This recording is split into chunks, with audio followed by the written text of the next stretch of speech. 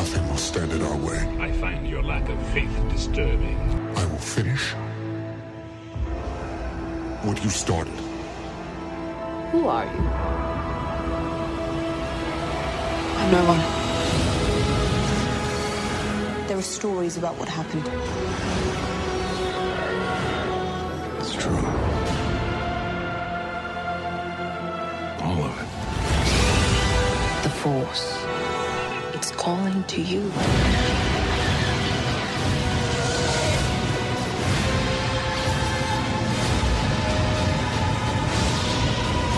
My nerd world. Just let it in. It is my nerd world, and welcome to it. Star Wars show. I'm your host, Jon Justice, and I am very pleased to welcome to the show. I'm not going to delay any longer. From a must-listen-to podcast, Knights of Vader. And we go back a couple of years now, easily. Zach Weber from the Knights of Vader podcast. Thank you so much for coming on the show, man. It's great to talk with you. No, thank you. It's been far too long. It's funny. I got a couple of intros that I play on the show, and I played the original one, which is it's an edit of the Force Awakens full trailer when it dropped. And it never fails, Zach, because every time I play that intro, I'm given goosebumps because of how, we were all so anticipating the Force Awakens before its release. But then also, like, in retrospect of everything that's happened since that movie came out, it's like so much optimism back then when the Force Awakens came out, and now you flash forward all these years later and you kind of go, wow. I don't want to say where did it all go wrong, because I like a lot of what Disney has done, but we've been on a wild ride since that trailer dropped up until now. And listening to your show, I know that, you're of no shortage of opinion relating to what I'm rambling on about right now. Oh no, it's quite the leap from almost a decade ago. It's fascinating how not just the fandom, but just Lucasfilm, we went from real sets, practical, to where the prequels were a dirty word, and now we have the mascot of Star Wars driving in a living embodiment of the prequels. It's truly fascinating. So we got together because you and I have been chatting back and forth, and I love listening to your podcast. The group that you have over on Knights of Vader. It's just like I said. It's a must listen, and such a diverse grouping of opinions. But you and I are different generations, but kind of kindred spirits. I think relating to the type of Star Wars that we like. I mean, I think apart from J.J. Abrams, you and I are one of the few that actually enjoy The Rise of Skywalker more than we probably should. I love it so much. I know I do too. I adore that film to the point where, like, people ask me in my day-to-day life, like, oh, what's your favorite Star Wars film? And I say The Rise of Skywalker, and the befuddlement I have to explain. I'm like, oh, no, it's intentionally brilliant. It's truly, we are on a same page where you and I, unfortunately, are kind of the only people with those chapters in the book. Right, exactly. And that, what's funny, there hasn't been a burn on that movie. I want to actually take a minute and talk about this. We're going to get into the ACOLYTE because I'm dying to pick your brain over this. It's a show that I have just the most bizarre relationship with at the moment. But The Rise of Skywalker, for me, there hasn't been any burn on that film. Every single time I watch it, it is just as enjoyable as the previous time I watched it. And I know a lot of people give it hate, and there's a lot of legitimate, it's all subjective, but there is something about that movie, and for me, and it goes into a bit of the conversation with the ACOLYTE, to be honest with you, and Andor for that matter, but there is a sense of fun in that film that's lacking in a lot of Disney Star Wars content. And I think it's probably one of the reasons why I enjoyed it so much, because there is a lot of fun in that movie. It is infinitely rewatchable, in my opinion, Zach. No, I agree. That movie became a weird sort of comfort food for me in 2020 for many reasons, and I think that's why I latched onto it. I've never I rewatch it and I enjoy it over and over again. It has not gotten the level of retrospect forgiveness by the fandom that The Last Jedi is currently undergoing. The rehabilitation of The Last Jedi since its release is kind of fascinating, but getting back to The Rise of Skywalker, no, I rewatch it. I adore it.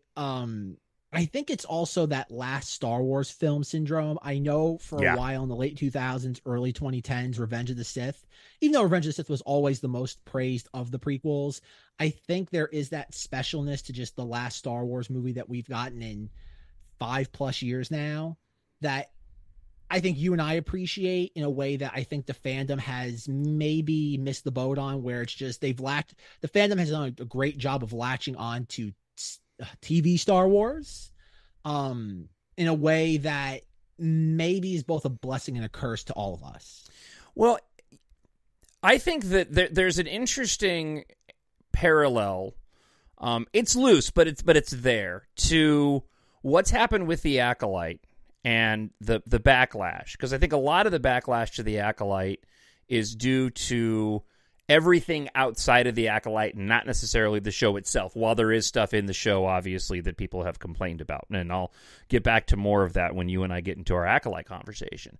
But I think The Last Jedi suffered a bit from outside influences tainting individuals' enjoyment from it. I mean, you had the culmination of that phase of the MCU with Infinity War and Endgame, and I think there were a lot of expectations heading into The Rise of Skywalker. This is the culmination of all these films, that it just has to knock it out of the park and be this thing that it can never live up to. It had the controversy surrounding it of Colin Trevorrow bailing off, J.J. Abrams coming back, but the film in and of itself does a really good job, in my view, when you look at what those Star Wars movies, what the story that they're saying and what they needed to complete. It was never going to be something as grandiose as the end of Endgame. But for what it was, I thought it served that sequel trilogy and all of the films very, very well. I just don't think it could ever have lived up to the hype of being the last Skywalker saga film. And I think that, a lot of the criticism stemmed from that. And then it extended into, obviously, some of the, the story points of the film itself. Well, yeah, it's funny also to think that how far we've come from where Marvel was considered infallible to now we're on the eve of Deadpool and Wolverine, where it's like, this is good. This is going to save Marvel. This is going to save Marvel. We promise. Well, they got the Russo brothers coming back now to do the other Avengers films. Because it's a again, it's the ebb and flow of all this. Like, none of this is shocking. It's all cyclical. That's the sad part of it, is that we're shocked by any of this anymore. But the thing about, and this is where I try to explain Star Wars to people, is that if you look at the original trilogy, the prequels, and the sequel trilogy, it all mirrors real life. The original trilogy is Lucas and his relationship with his father. Luke Skywalker, George Lucas. Yep. And the whole point of Luke Skywalker and Darth Vader is the son redeems the father. Fast forward 15 years, Lucas is now a father himself. And it's no. Darth Vader is no longer a villain. He's now the tragic hero, because Lucas now has lived the life of a father and realizes what his father did and was tragic hero. And that's where you, not want to say change, but you give more context to what led Vader to become Vader. Then you go to the sequel trilogy, and this is going to be a very cynical way of looking at it, but I think it explains it. You have a third party who's unrelated to this, Rey, comes in and kind of, I don't want to say grafts themselves onto the Skywalker saga, but it's a third party walking in saying, I am now part of this. Yep. I've earned, depends on who you talk to, I've earned the right to lead this going forward. But that's how I look at it. And that's where you have to almost break it all down by that way. And that's why I think, as much as I will say, the ending of The Rise of Skywalker still bothers me. I still think it's a very clunky edit ending. Sure. The final shot being clearly reused footage from Pisana always frustrates me. The fact that, again, 5 years now, we still know just as much as we did back in 2019, 2020. That we do about that film. It's amazing how little has leaked from the deleted scenes. I just saw something with Bulio, the character of Bulio being brought in somewhere by First Order stormtroopers. And I'm like, oh my God, there's a scene apparently of him being decapitated that we have not seen and has not leaked. Yeah. Fascinating what little of that film has also seen the light of day. And I wish that we got that. I love the documentary. I really do enjoy that documentary. It's one of my favorites next to Empire of Dreams. But you're right. There has been so little information put out about the backstory of the making of it. There's a production shot. I have the still. I don't know where I lifted it from. But it is a production photo. It is Rey, Poe, and Finn. And they're in the embrace that they give at the very end of the film when they're on... Oh, what planet are they on at the beginning of the movie? I forgot now. Where do they end up at the end? It's not Takodana. No, that's Maz Kanata's planet. My God. It's not Kef Bir. No. Because that's the planet where the Death Star is on. Yeah. Anyway, it's never said out loud. It's never said. Yeah, we'll just go with that. So there's a shot. There's the very, very end, the final shot you see of them before we go to Tatooine for the last scenes. It's the three of them embracing, right? She comes back. He points at her, and then they hug. There's a production photo that is that exact same shot, but it's on the desert. And I don't know if they And again, going back to not having much information, I'll share the photo with you because it's always weird. I'm like, that's not a production hug. It's not them behind the scenes. That is the hug that they give at the very end of the film, but it's on Pisana in that shot. I just always thought that was weird. John Kloss is the... There you go. There we go. I looked that up. I'm sorry. It was on the tip of my tongue. Well, I always felt that, and one more point on this, and then we'll get to Acolyte. I always felt that I never needed the legacy characters in the sequel trilogy. Like, I had always felt that I had my time with them in the original trilogy. I wasn't a fan that's like, I gotta get the band back together. I'm like, no, I had them. I had my fun with them. They were great in the original trilogy. They're old now. I don't need them. I always felt the sequel trilogy, if it had just been the next story being told, and it was just, hey, there is this person, she's going through a similar experience as Luke, that maybe it wouldn't have had so much baggage attached to it. I was just reminded of that when you made that was a really good example about how Rey was kind of like, hey, everybody, I'm here too.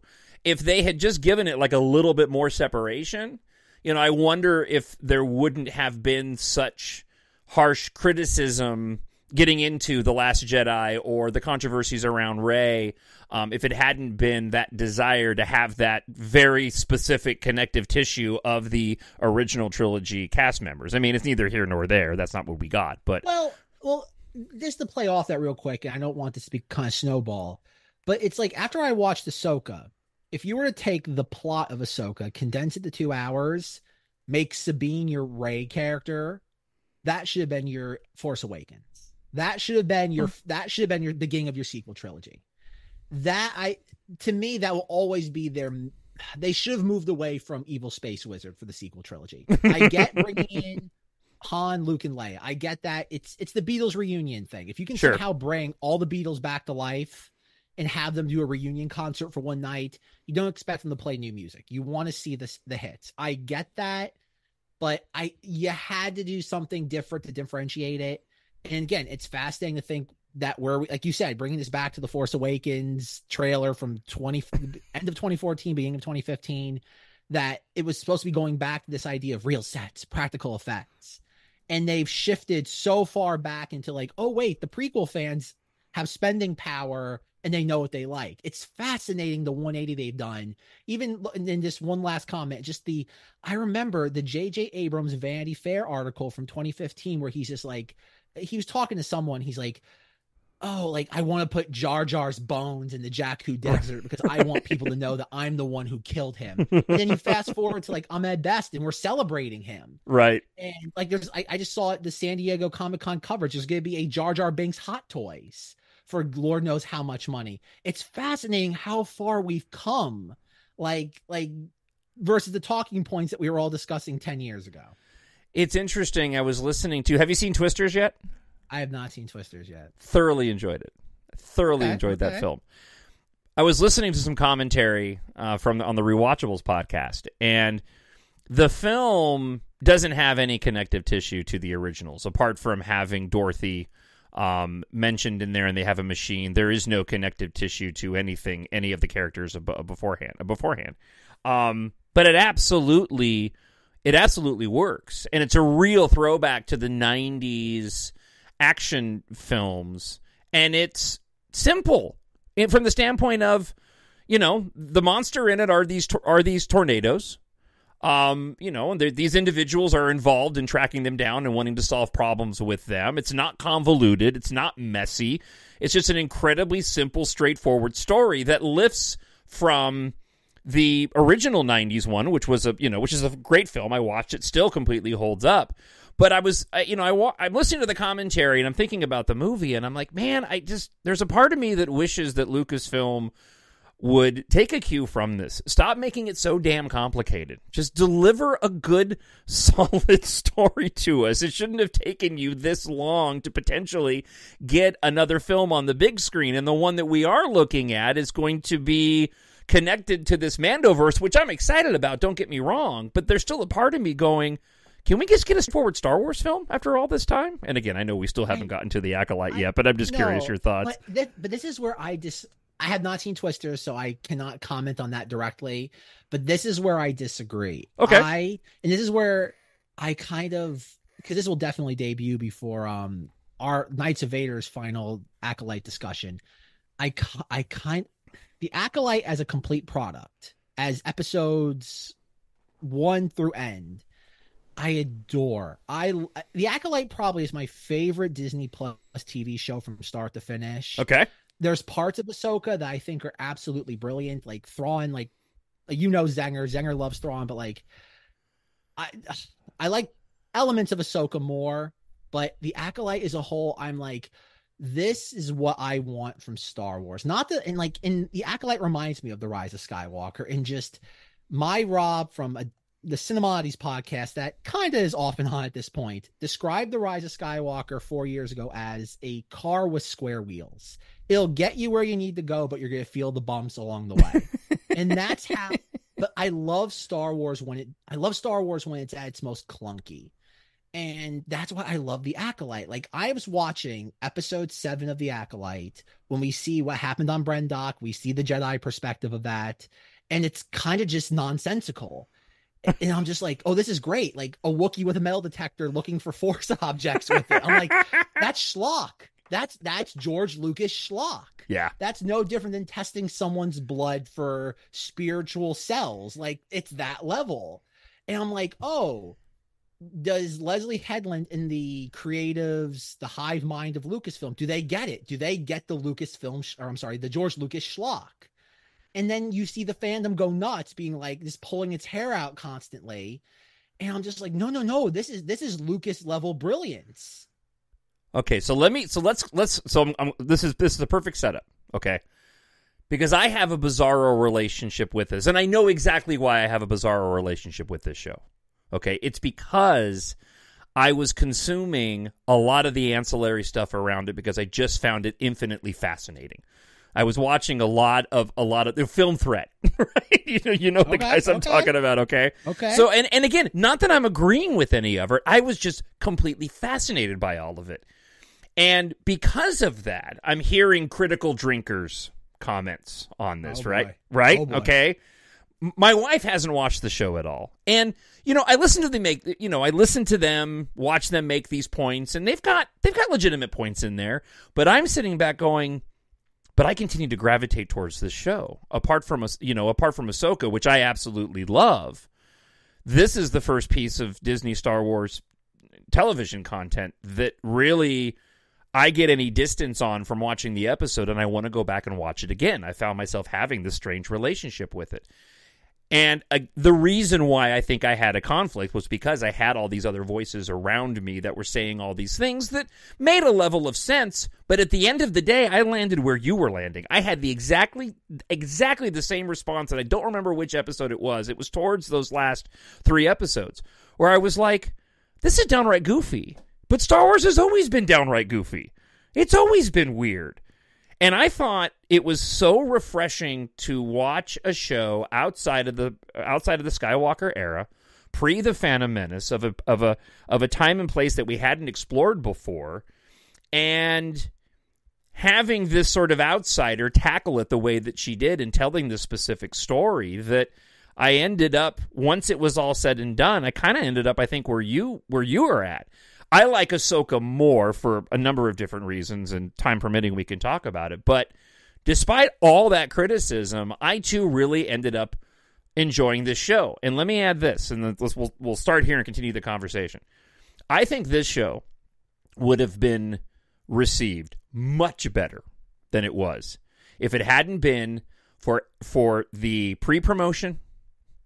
Like, if there were no interviews with the actors, if we just got like a trailer, a little bit of a description of what it was supposed to be, and it was just presented to us, I think that this show would have been received by the fandom in a much more positive light than it did. But there was so much nonsense swirling around with Leslie Headland and the actors and some of the ridiculous statements they made. And none of that matters when it comes to the quality of the show, but be that as it may, it tainted so many people's views before we even saw the first opening minutes of the show.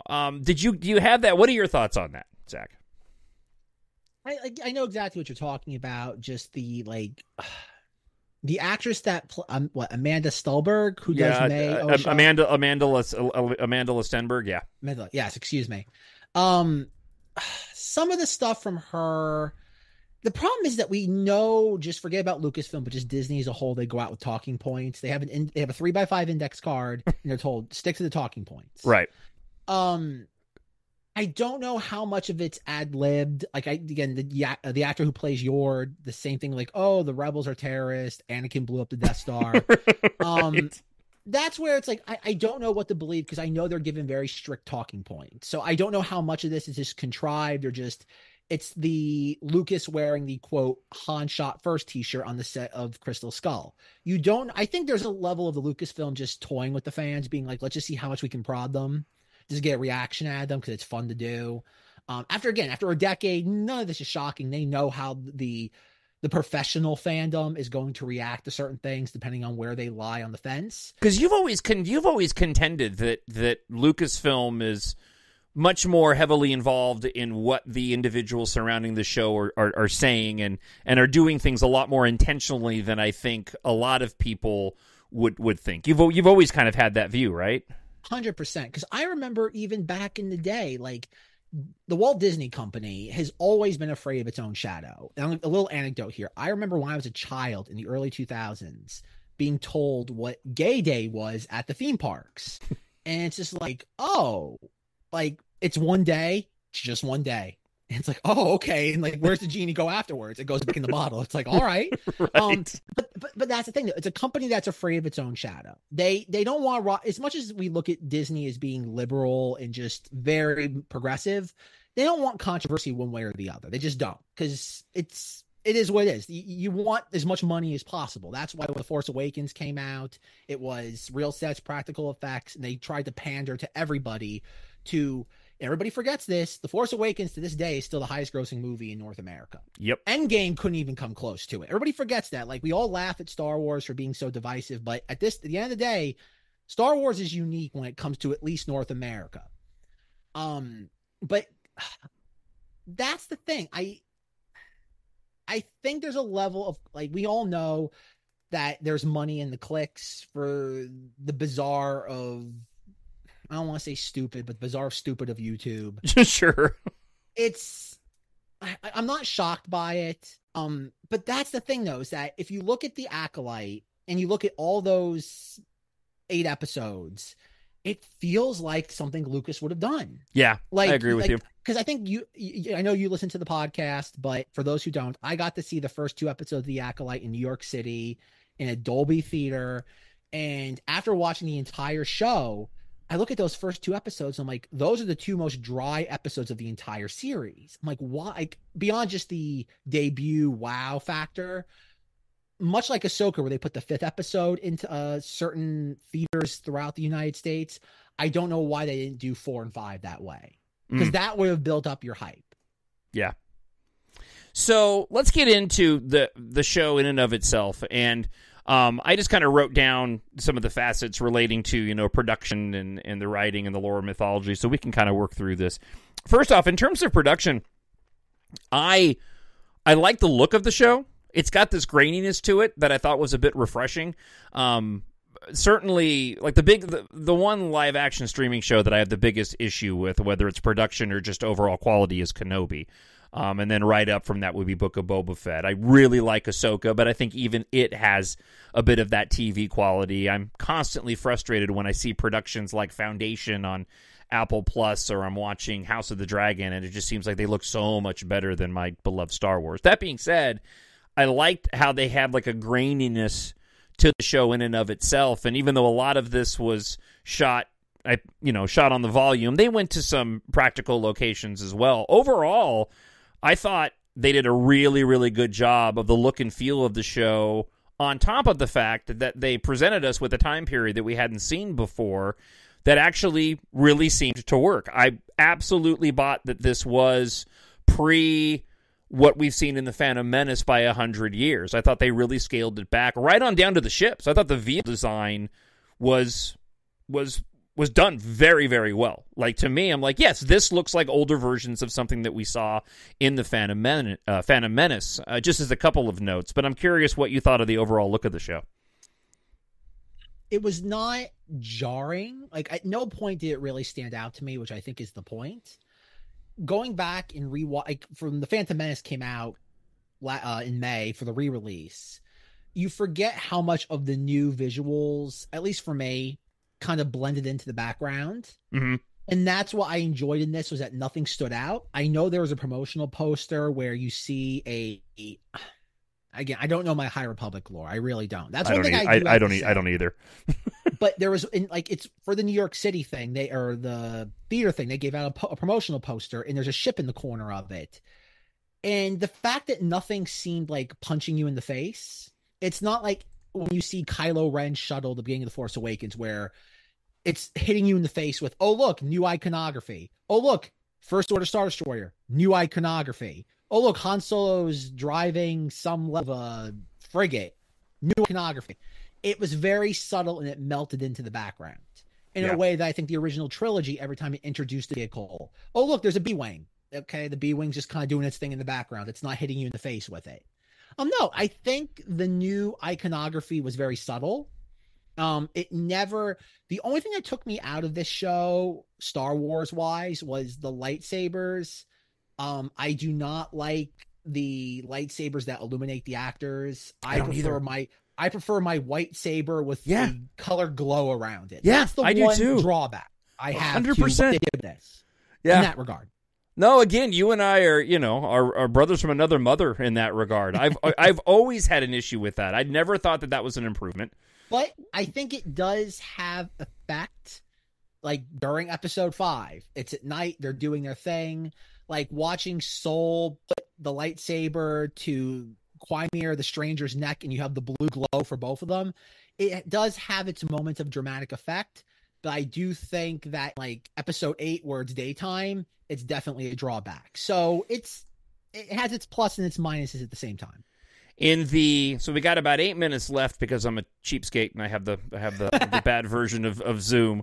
Honestly, I didn't know you can upgrade, and I don't use it enough to go and upgrade. Let's run through just a few of these real quick. Rapid fire. Yeah, rapid fire. I personally thought that the action in this show was fantastic. This was some of the best lightsaber work, honestly, that I think I've seen. I mean, I love the saber work in The Rise of Skywalker, but I thought that whoever was doing the choreography for the Acolyte gets nothing but an A+ from me. I just the episodes where they have those battles, especially, I forgot which one it was. Was it episode 5? Yep. Is that the one? That one. I mean, that episode the was just absolutely incredible in terms of the saber fights. What did you think? Absolutely. Episode 5 reminded me of a very specific moment in my Star Wars fandom when episode 20 or chapter 20 of Star Wars Clone Wars premiered in 2004. It was the first time in a long, long while that we had a Star Wars villain be genuinely intimidating. And I think we'll be going back studying that choreography like we have with the Phantom Menace. No, it's a highlight for Star Wars. It's nice to see a new villain be birthed.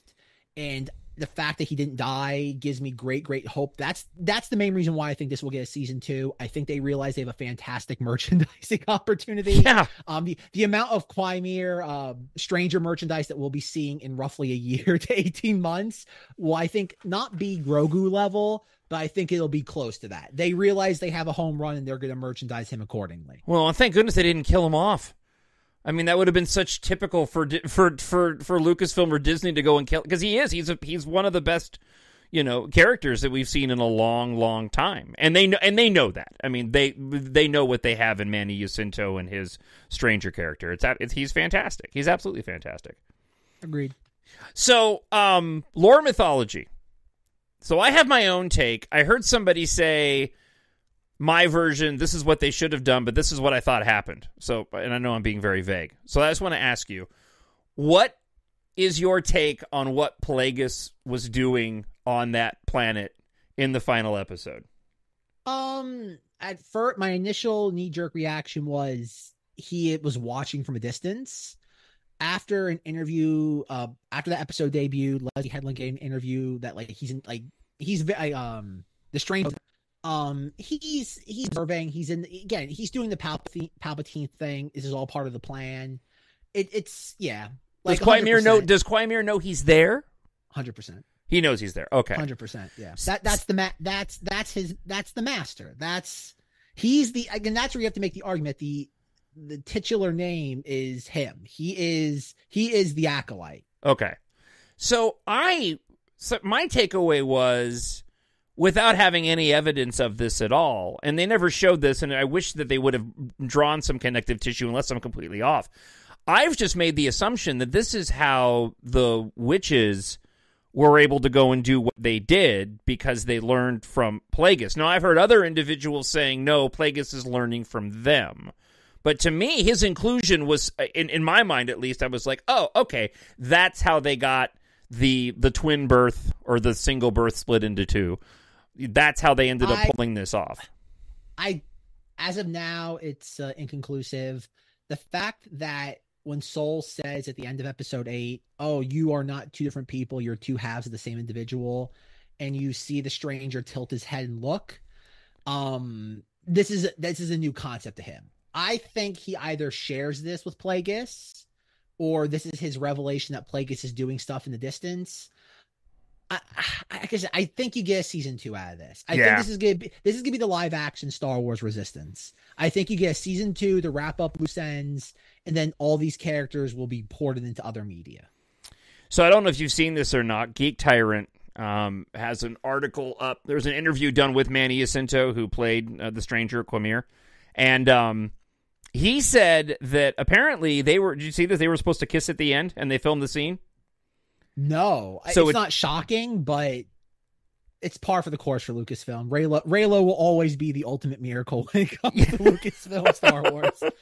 He revealed, I'm just going to put it out there was a version that we filmed where Osha and the Stranger actually kiss, but we felt it may not have been too earned at that moment, and I think it was just too early on. He explained the Stranger just killed a bunch of her friends, and she just killed her father-like figure soul. For them to have this unusual moment just didn't feel like it was appropriate. It ended up on the cutting room floor, but I suggested maybe not a kiss, but how about a handhold? And listen, I actually agree with the assessment here. I think if they had kissed, that it wouldn't have been earned. I thought the way that they wrapped it up, because they didn't really push it in terms of the attraction between those two. I know Leslie Headland kind of filled in the gaps in a subsequent interview, saying that in her mind there was no there's no mystery there. There was an attraction there, but I didn't think they really played that up at all. And finding that they did have a kiss that they filmed, I think it was a good move that they didn't include it at the end of the episode. Sure. I for narrative reasons, I agree with it. For the reasons probably why they cut it, I disagree, because again, Disney's afraid of romance in any way, shape, or form. Like I said, I get it, but I don't agree with it. But to kind of tie this back to Rise of Skywalker, because you would imagine how season 2 of this, if there is one's going to end, it's going to be a digitally de-aged Palpatine showing up and killing both of them. Sure. You would have to assume that's going to be it. And maybe that's where we get all that alleged, like, Matt Smith cut or deleted young Palpatine footage from The Rise of Skywalker. Maybe they splice that in there. Going back to an old. Oh, yeah. rumor. Oh, yeah. Every time I watch House of the Dragon and he shows up, I'm always just reminded, oh, yeah, he was supposed to be in The Rise of Skywalker. A young Palpatine. Like, I was going back and listening to some old, like, Knights of Vader, Rise of Skywalker coverage, and I'm just like, oh, yeah, that was a rumor. I'm just, wow, talk about just burying something in the subconscious. We'll have to do this again. For when we got set up today, it took us a little while to get everything rolling on the podcast today, and so we were a little bit more limited on time than I wanted to be. But I definitely want to continue this conversation, Zach, and I hope you'll come back on the show soon, because there's a lot more that can be said about the Acolyte, and I want to pick your brain too about what we think the future Star Wars is going to bring. We got about a minute 40 here, but I'm excited for the Mandalorian and Grogu, because I'm a big fan of Ahsoka. I just want Star Wars on the big screen. Exactly Star Wars on the big screen. I'm with you 100%. That's where it needs to be. So, hey man, when's the next episode of Knights of Vader coming out? We're recording it this Friday, which means probably give it about a week or so to kind of gestate. So sometime I imagine early August if I had to guess. But thank you, John, for having me on. If you want to hear more from me, Knights of Vader podcast. I do Cinemodities, which please let Rob know when Monstober 2024 will be coming out. And that's the running joke. But no, thank you for having me on. It's always a pleasure, and it's been far, far too long. Yeah. I'll invite you back on again real soon. We'll do it again real soon. All right, buddy? Absolutely. Thank you again, sir. All right. Talk to you later. As we continue with the podcast, let's go ahead and do some listener feedback this week. Several of you did write in based off of last week's episode. I need someone to show me my place in all this. All right, first off, we start with Brian Martin, who writes, back in 2010, Chris Gore, and I believe that's the individual from Film Threat who I mentioned earlier, was once interviewed for The People vs. George Lucas. Have you ever seen it? It's a documentary that has a lot of adult fans talking about how much they don't like the prequels and George Lucas's creative decisions. Yesterday, on July 17th, he just hosted something on Twitter in the aftermath of The Acolyte called A Funeral for the Franchise, A Funeral for a Franchise, which actually includes some eulogies. What is it with this guy? Didn't he practically say it was dead 15 years ago? Do these kinds of fans somehow have some short-term memory loss? People are always saying Star Wars is dead with everything. Yeah, no, Brian, I'm with you, and I'm familiar with it. Is Chris Gore from Film Threat, whom I mentioned. I did not see any of the Funeral for a Franchise. And I don't agree with it either. You know, getting back to the conversation that I was having with Zach, I really do think The Acolyte would have been received better than what it was if there hadn't been so much ancillary information that people had access to relating to those that were in charge of the show. It is all subjective. A lot of the criticism is legitimate, and I know there's, friends of the show that listen that just simply didn't like the show at all, and that's totally, totally cool. For those content creators out there, it's such a different world that we live in relating to shows like that, and I don't want to go off on a tangent here. I've been doing regular terrestrial radio for 28 years, and there's a level of consistency that's necessary in terms of your commentary and the expectation that listeners have of a radio show that you have to remain consistent. And if you're staying true to yourself, you're going to remain consistent, right? But when it comes to a lot of these YouTube shows, they're not, shackled to having to maintain a level of consistency because audiences come and go for them. And it really kind of ebbs and flows because they're in the middle of content generation among a pool of content generators that is constantly churning. So there's a leeway that YouTubers get, other content creators get, that a lot of other people don't. On a long enough timeline, you can dramatically shift your views based off of whatever the current popular opinions are. And that's not a dig on anybody. They make a living off of it, and the audience has to decide for themselves whether or not they appreciate what they're listening to. But individuals like yourself, Brian, who follow these people for longer periods of time, you notice this, and it may turn you off from seeing their content. But for the most part, within radio, you get like a turnover through a show, but typically you have the same audience that listens every day. When it comes to these YouTube content creators, their audience is constantly changing, and it affords them the opportunity to be inconsistent a lot of time with their views. At Nord Attack writes, I thought the actress that played Vanestra was perfect. She flawlessly portrayed everything we hate in a toxic female leadership. You know what? I'll give that to you. At Mr. Proxy 33 writes, this isn't Star Wars. Star Wars is about a boy who thought his dad died in a war, but it turns out his dad was corrupted by evil and was still alive. So the son learns the same power that corrupted his dad, only he doesn't fall prey to the same temptations, and in the end redeems his father. That's the plot of Star Wars. The themes are remaining true to goodness, the responsibility of sons and their fathers. Drama is when Vader and the father makes a choice to abandon evil, saving his son's life in the final battle, even though it will cost him his life. It's universal theming because it reaches all men and all cultures. The Star Wars in the title is the setting, not the plot or the theme. The Acolyte is an entire show about the setting. It has absolutely nothing to do with the Star Wars story. I have no need for anything Star Wars that doesn't help explain Luke's quest to save his dad. So, let me make the required caveats here. It is all subjective. You are completely entitled to your opinion. I very much appreciate you writing in. All of that is to say, I completely disagree with you. I get that that is an essence of what Star Wars is. It's an aspect of what Star Wars is. It's not necessarily the core of Star Wars. And just like life, there are different tales to be told about different life experiences that people go through.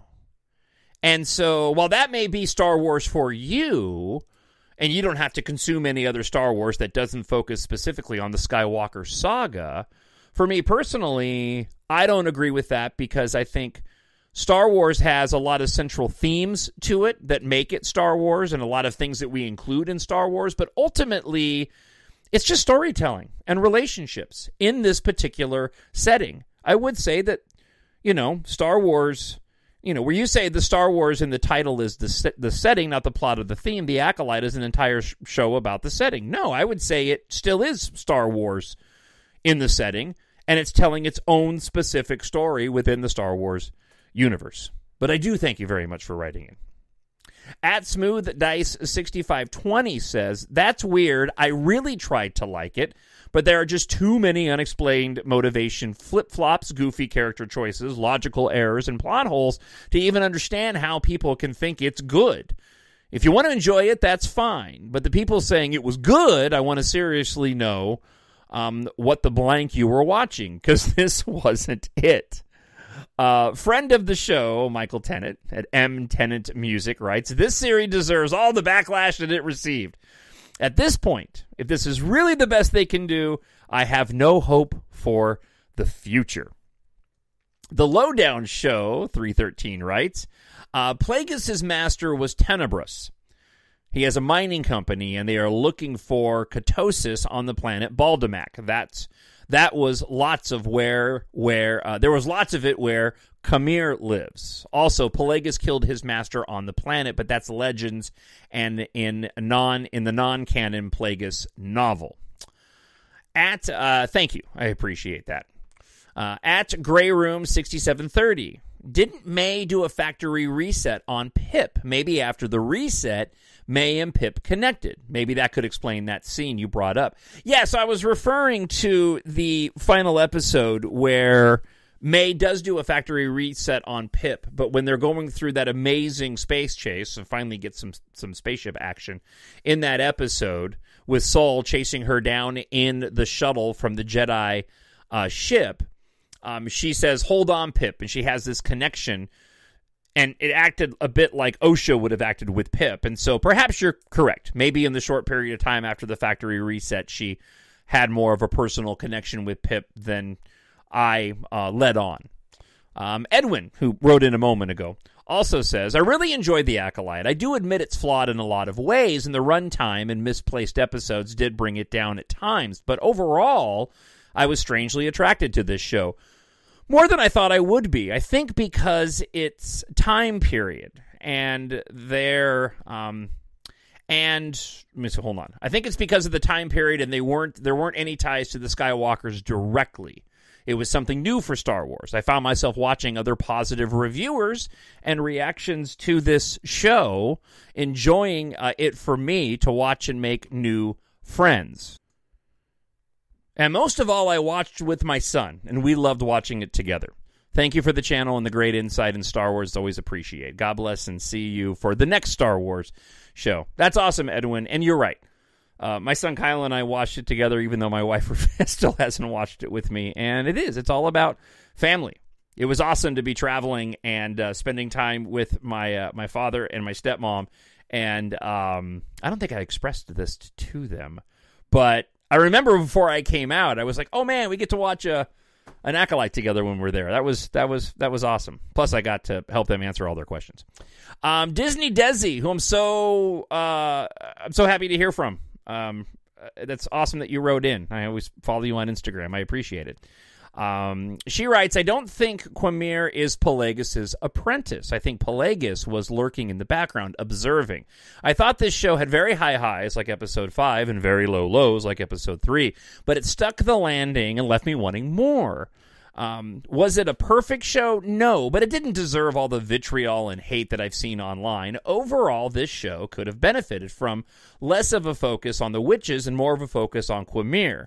As a Reylo, thumbs up. The ending with Osha and Quamir holding hands and looking off into the sunset together left me feeling a lot more fulfilled and satisfied than Bay dying and Rey ending alone on Tatooine. Yeah, it did to me too, even though I had no problem with that in the Rise of Skywalker. And thank you so much to everybody for writing in. TalkShowNerd at gmail.com, of course, is the email address. And if you're watching on YouTube, leave a comment there as well. I hope you enjoyed my time talking with Zach. I'll get him back on the show very soon.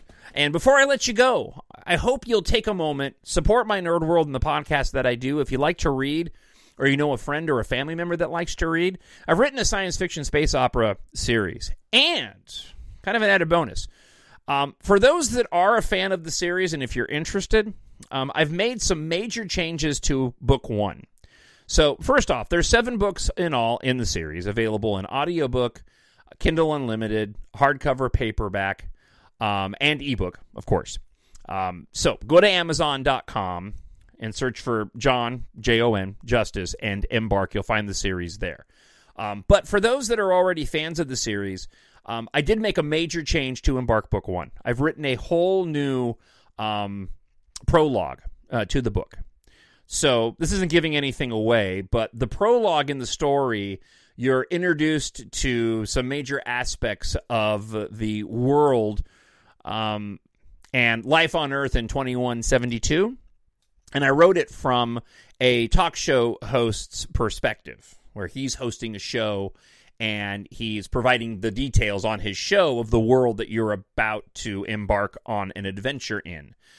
I've completely rewritten that prologue. I had an epiphany the other day while out on a ride and decided to completely rework that intro. And it's a lot more exciting than what was originally written. Taking a cue from George Lucas, right? Movies are, they're never finished. They're just released. And being a self-publisher, it affords you the opportunity to make changes. There's a few other subtle changes in the first half of the book that I made, but that's the major big one. So if you happen to be a completist and you want the most recent version of the book, I'm very proud of this new open that I've written. It's available in all the different formats, paperbook, audiobook, hardcover, ebook, on Amazon.com. I hope you take an opportunity to go and check it out. Now, if this is your first time hearing about my series, let me give you the introduction into Book 1. With interstellar travel possible, pilots are the future, and since the passing of her aerospace engineer father, Keith Amaro has relentlessly trained to be the best. But when an industrial accident sets off an apocalyptic chain of events, she'll need more than her skills to survive. Meanwhile, Taft Guardia picked the right day to upgrade his ship. When Katha arrived needing his help investigating a cryptic message she suddenly received. As a tyrannical enemy emerges to exploit the disaster, Katha and Taft discover what may be the only chance of ending the conflict. On the run across the galaxy, Taft gathers a ragtag squadron to join the fight, while Katha must solve the mystery of what her father left behind if there is any hope of saving Earth's evacuees before it's too late. So if you like your science fiction space opera to be epic, filled with some amazing tech, romance, and action, then EMBARK is perfect for you. Again, Amazon.com, search for EMBARK, Jon Justice, and check it out. All right. Long episode today. I hope you enjoyed it. I look forward to hearing from you. TalkShowNerd@gmail.com. Thank you so much for listening. I'll be back again next week, and I hope wherever you are, you're happy, you're healthy, and you're safe. God bless, and I'll talk to you then. Bye.